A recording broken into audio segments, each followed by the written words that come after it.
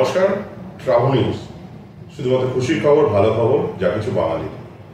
কদিন ধরে বিভিন্ন সংবাদ মাধ্যমে খবর প্রচারিত হচ্ছে যে ভারত হেরে গেছে অথবা আমেরিকার কথা শুনে ভারত ফেরত চলে এসছে যুদ্ধক্ষেত্র থেকে। আসলে কি ঘটনা ঘটেছিল? গত কয়েকদিনে ভারত ও পাকিস্তানের মধ্যে উত্তেজনা ক্রমশ বেড়েছে।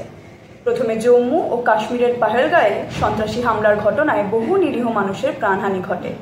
এরপর পাকিস্তানের পক্ষ থেকে সীমান্ত পেরিয়ে ক্রমাগত গোলাগুলি ও ড্রোনের মাধ্যমে হামলার চেষ্টা চালানো হয়। এই পরিস্থিতিতে ভারত সরকার কঠোর পদক্ষেপ গ্রহণ করে। সূত্রের খবর অনুযায়ী ভারতীয় সামরিক বাহিনী অপারেশন সিঁদুরের অধীনে পাকিস্তানের অভ্যন্তরে বেশ কয়েকটি সন্ত্রাসী ঘাঁটি গুড়িয়ে দিয়েছে।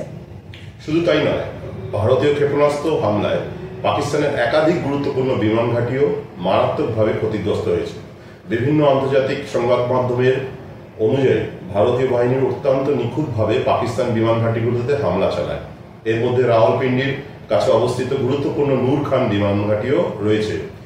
এই ঘাঁটিটি পাকিস্তানের বিমান ঘাঁটির অন্যতম এবং এটি প্রধান, পাকিস্তানের বিমান ঘাঁটির মধ্যে প্রধান, এবং এর পাশেই থাকতেন সেখানকার সেনাবাহিনীর প্রধান। এই বিমান ঘাঁটির যখন আক্রমণ করে পাকিস্তানে ভারত বিমান বাহিনী, তারপরেই কিন্তু পাকিস্তান প্রধান, যিনি ভয়ে পালিয়ে গেছিলেন এবং উনি আত্মরক্ষার জন্য বাংকারে আশ্রয় নিয়েছিলেন পাকিস্তানের সেনাপ্রধান।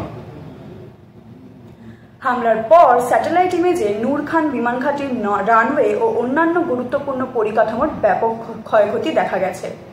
অন্যান্য যে বিমান ঘাঁটিগুলি ক্ষতিগ্রস্ত হয়েছে বলে খবর, সেগুলির মধ্যে রহিম ইয়ার খান, শোরকোট এবং অন্যান্য কৌশলগতভাবে গুরুত্বপূর্ণ ঘাঁটিগুলি উল্লেখযোগ্য। এই পরিস্থিতিতে পাকিস্তানের অভ্যন্তরে ব্যাপক চাঞ্চল্য সৃষ্টি হয়। ভারতীয় হামলার তীব্রতা এতটাই বেশি ছিল যে পাকিস্তানের সামরিক নেতৃত্ব নাকি তড়িঘড়ি সংঘর্ষ বিরতির জন্য অনুরোধ জানিয়েছে। যদিও এই খবরের সত্যতা এখনও সরকারিভাবে নিশ্চিত করা যায়নি, তবে আন্তর্জাতিক মহলে বিষয়টি নিয়ে জোর চর্চা চলছে। অনেকের মতে ভারতের এই কঠোর পদক্ষেপ পাকিস্তানের সন্ত্রাসী কার্যকলাপকে নিয়ন্ত্রণে আনতে সহায়ক হবে। আবার কেউ কেউ মনে করেন এই ঘটনা দুটি দেশের মধ্যে আরো বড় সংঘাতের জন্ম দিতে পারে। তবে এটা স্পষ্ট যে ভারত তার সার্বভৌমত্ব রক্ষা এবং সন্ত্রাসবাদের বিরুদ্ধে লড়াইয়ে বদ্ধপরিকর।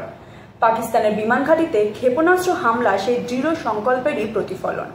এখন দেখার বিষয় এই পরিস্থিতি থেকে আগামী দুদিনে দুই দেশের সম্পর্ক কোন দিকে মোড় নেয়। আমরা যারা বিভিন্ন সংবাদ মাধ্যমে দেখছি বা বুঝতে পারছি যে কি ঘটনা ঘটছে, সেটা সমস্ত মানুষের কাছে প্রকাশ হোক, ভারত একমাত্র। আপনারা এতক্ষণ দেখছিলেন ট্রাভেল নিউজ, শুধু খুশির খবর, ভালো খবর, যা কিছু বাঙালির। সঙ্গে আমি রয়েছি তানিয়া এবং আমার সাথে রয়েছেন শুভঙ্কর অধিকারী। এরকম আরো বিভিন্ন বিষয়ে কথা বলার জন্য কিন্তু অবশ্যই চোখ রাখতে হবে ট্রাভেল নিউজের পর্দায়। তাহলে আজকে এই অবধি।